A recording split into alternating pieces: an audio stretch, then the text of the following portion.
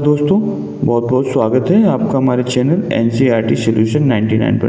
दोस्तों, आज की इस वीडियो में हम सामान्य विज्ञान की महत्वपूर्ण प्रश्नोत्तरी हल करेंगे। दोस्तों, यह प्रश्नोत्तरी दोस्तों आपके लिए आगामी परीक्षा है जिसकी दोस्तों आप तैयारी कर रहे हैं, एमपीएसआई, एमपी पुलिस और दोस्तों एसएससी, बैंक, रेलवे, सभी के लिए दोस्तों ये प्रश्नोत्तरी लाभकारी साबित होगी। दोस्तों, इससे पहले दोस्तों हमने 10 प्रश्नोत्तरी करा चुकी हैं दोस्तों, जिन्हें आप प्लेलिस्ट में जा कर के देख सकते हैं। तो दोस्तों स्टार्ट करते हैं सामान्य विज्ञान की महत्वपूर्ण प्रश्नोत्तरी को। तो दोस्तों आप पेन कॉपी लेकर बैठें और हमें कमेंट सेक्शन में अपनी प्रतिक्रिया अवश्य दें। दोस्तों प्रश्न क्रमांक 1 से 1 देखते हैं सामान्य विज्ञान की प्रश्नोत्तरी को। प्रश्न क्रमांक दोस्तों 1 में पूछा गया है, हम सदा चंद्रमा का वही पार्श्व देख पाते हैं दोस्तों, देखते क्योंकि बताना दोस्तों। प्रश्न क्रमांक 1 में हम सदा चंद्रमा का वही पार्श्व देखते हैं, इसके 4 ऑप्शन दिए दोस्तों। वह उसी गति से परिक्रमण करता है जिस गति से पृथ्वी सूर्य के गिर्द परिक्रमण करती है। वह पृथ्वी से छोटा है। वह अपने अक्ष पर पृथ्वी से विपरीत दिशा में परिक्रमण करता है। वह पृथ्वी के गिर्द परिक्रमण में उतना ही समय लेता है जितना अपने अक्ष में दोस्तों घूर्णन में लेता है। तो दोस्तों बताना इसका राइट आंसर क्या है। तो दोस्तों हम चंद्रमा का सदैव पार्श्व देखते हैं, इसका दोस्तों राइट आंसर है दोस्तों वो है डी। यह पृथ्वी के गिर्द परिक्रमण में उतना ही समय लेता है जितना अपने अक्ष पर घूर्णन में। इसके बाद दोस्तों प्रश्न क्रमांक 2 देखते हैं, निर्वात में सैटेलाइट उपग्रह जो होते हैं उनको बताना दोस्तों उनकी गति कैसी होती है। पक्षगतिक रॉकेट द्वारा कक्षा में रखा जाता है। सुदूर नियंत्रण द्वारा कक्षा में रखा जाता है। कक्षा में परिक्रमण के लिए किसी ऊर्जा की जरूरत नहीं होती। गुरुत्वाकर्षण क्षेत्र में ऊर्जा व्युत्पन्न करता है। तो दोस्तों बताना सैटेलाइट की या उपग्रह की। तो दोस्तों इसका राइट आंसर दोस्तों वो है गुरुत्वाकर्षण क्षेत्र से ऊर्जा व्युत्पन्न करता है। प्रश्न क्रमांक दोस्तों 3 देखते हैं, किसी मनुष्य के लिए नदी के जल की अपेक्षा समुद्र के जल में तैरना अधिक सरल क्यों होता है। दोस्तों बताना है किसी मनुष्य को नदी के जल की अपेक्षा समुद्र के जल में तैरना क्यों दोस्तों आसान होता है। इसका राइट आंसर बताना है। समुद्र जल में अधिक चौड़ा होता है। समुद्र नदी से अधिक चौड़ा होता है। समुद्र नदी से अधिक गहरा होता है। समुद्र जल का घनत्व नदी के जल के घनत्व से कम होता है। समुद्र जल का घनत्व नदी के घनत्व से अधिक होता है। तो दोस्तों बताना है इसका राइट आंसर क्या है।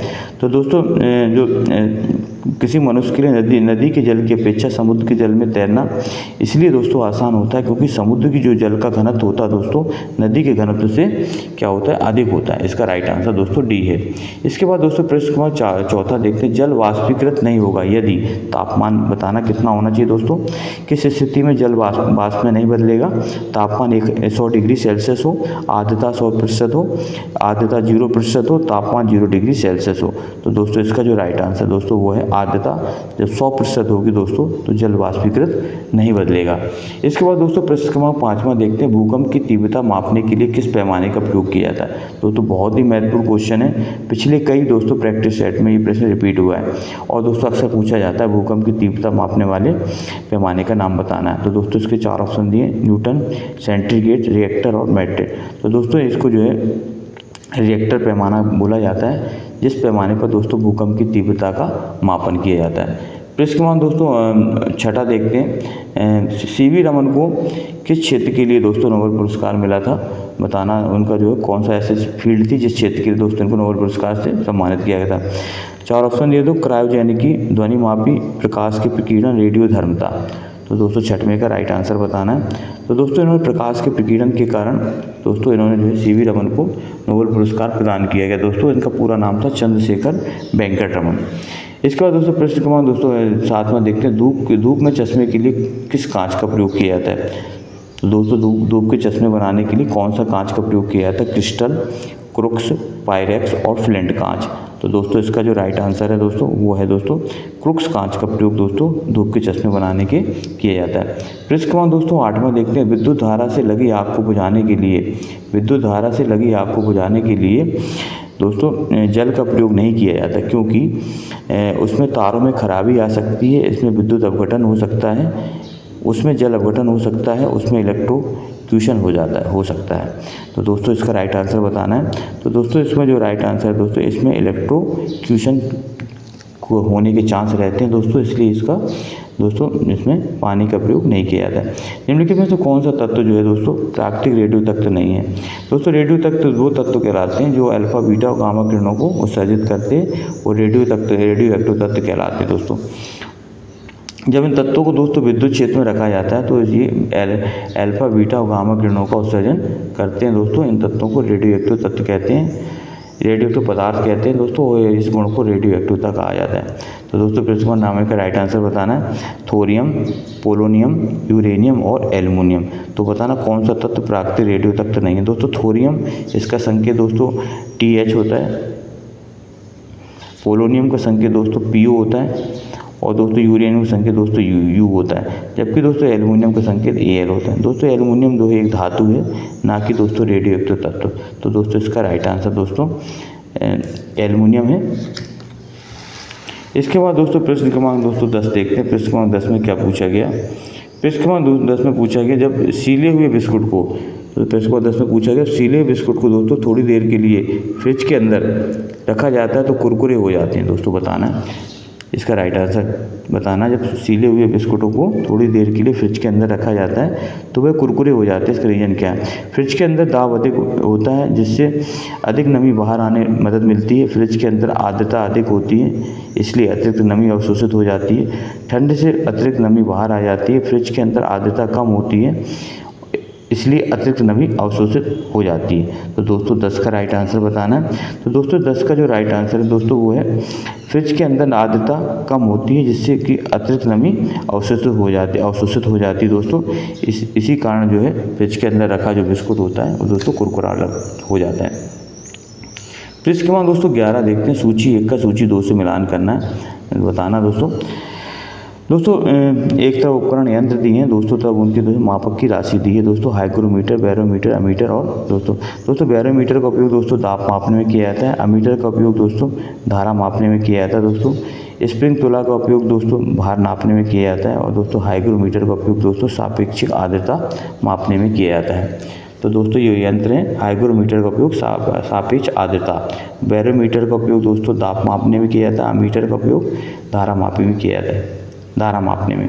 इसके बाद दोस्तों प्रश्न क्रमांक 12 देखते हैं। निम्नलिखित युग्मों में से किस एक की विमा एक समान विमा नहीं है? दोस्तों बताना घनत्व एवं त्वरण, गुरुत्वीय बल एवं घर्षण बल, फोकस दूरी एवं ऊंचाई, स्थितिज ऊर्जा एवं गतिज ऊर्जा।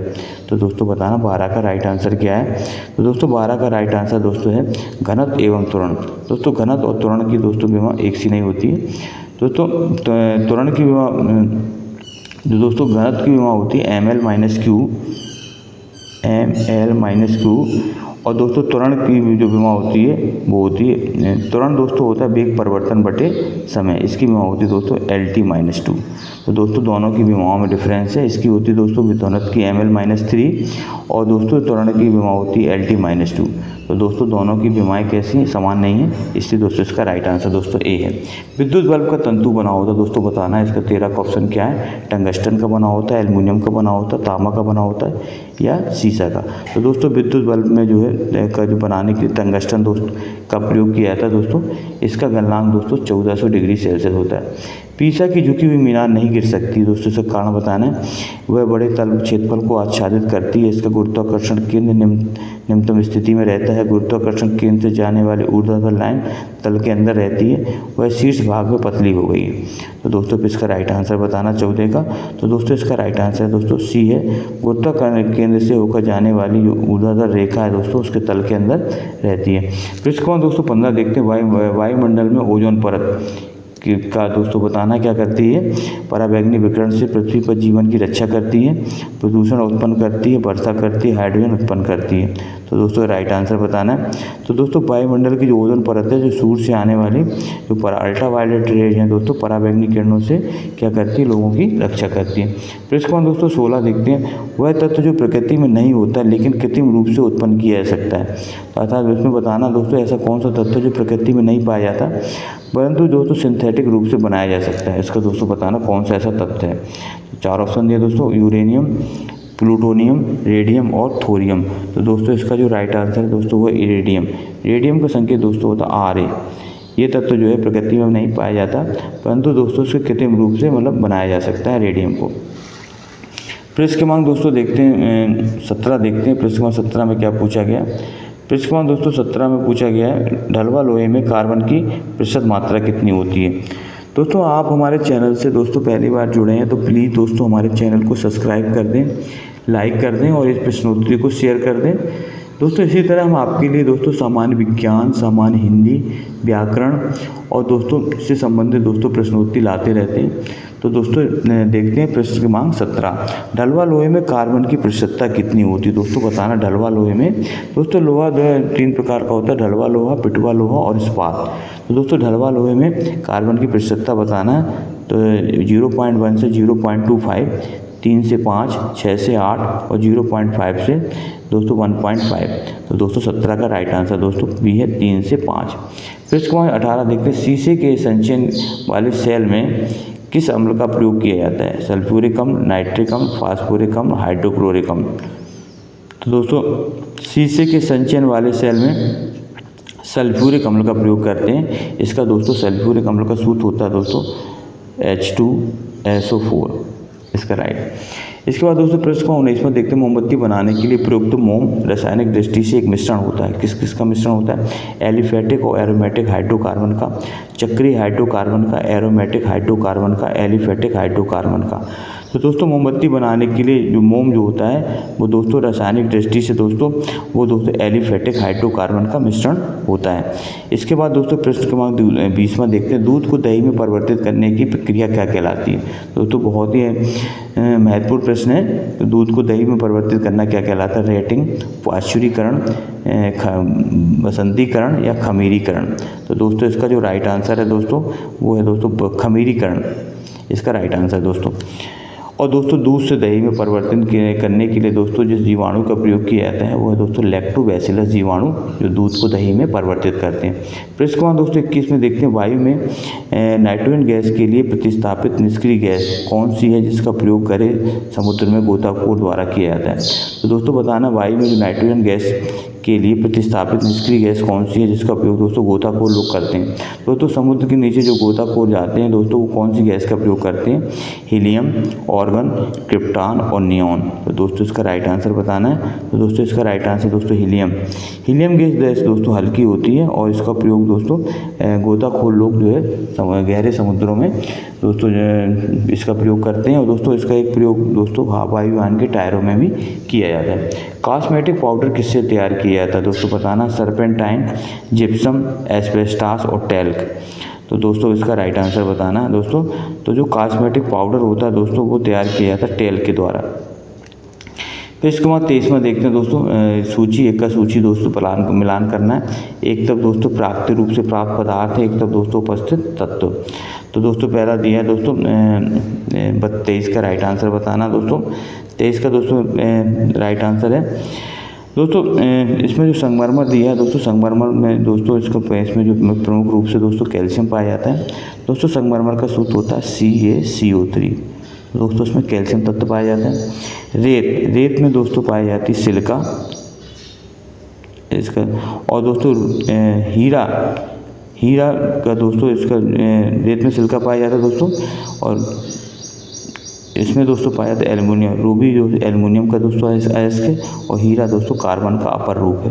तो दोस्तों इस तरह जो है सही जोड़ी हमारी संपन्न होती है। फिर इसके बाद दोस्तों 24 में देखते हैं तेल का एक बैरल निम्न में से कितने के बराबर होता है। दोस्तों बताना तेल का जो एक बैरल है दोस्तों बताना कितने लीटर के बराबर होता है। 2 से 1 लीटर, 179 लीटर, 131 लीटर और 159 लीटर।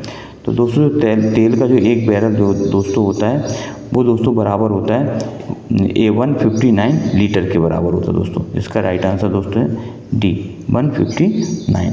इसके बाद दोस्तों प्रश्न जल की अस्थायी व स्थायी कठोरता दोनों प्रकार से दूर की जा सकती है। दोस्तों बताना किसके द्वारा। निथार कर, आसवन कर, उबाल कर या छान कर। तो दोस्तों जल में 2 प्रकार की कठोरता होती है, अस्थायी और स्थायी। इन दोनों प्रकार की कठोरताओं को दोस्तों हम दूर कर सकते हैं दोस्तों आसवन विधि द्वारा। इसका राइट आंसर दोस्तों बी है। तो दोस्तों इस तरह हमने आज की प्रश्नोत्तरी में दोस्तों हमने प्रश्न क्रमांक दोस्तों 1 से लेकर के 25 तक के प्रश्नों को सॉल्व किया। दोस्तों अगली प्रश्नोत्तरी में हम दोस्तों 26 से लेकर 50 तक के प्रश्नों को हल करेंगे। दोस्तों आप हमारे चैनल से जुड़े हैं तो दोस्तों हमारे चैनल को सब्सक्राइब कर दें, लाइक कर दें, और इसी तरह हम आपके लिए दोस्तों नई नई प्रश्नोत्तरी लेकर आते रहते हैं दोस्तों। नेक्स्ट प्रश्नोत्तरी में दोस्तों फिर मिलते हैं दोस्तों। आपका दिन शुभ हो। जय हिंद, वंदे मातरम दोस्तों।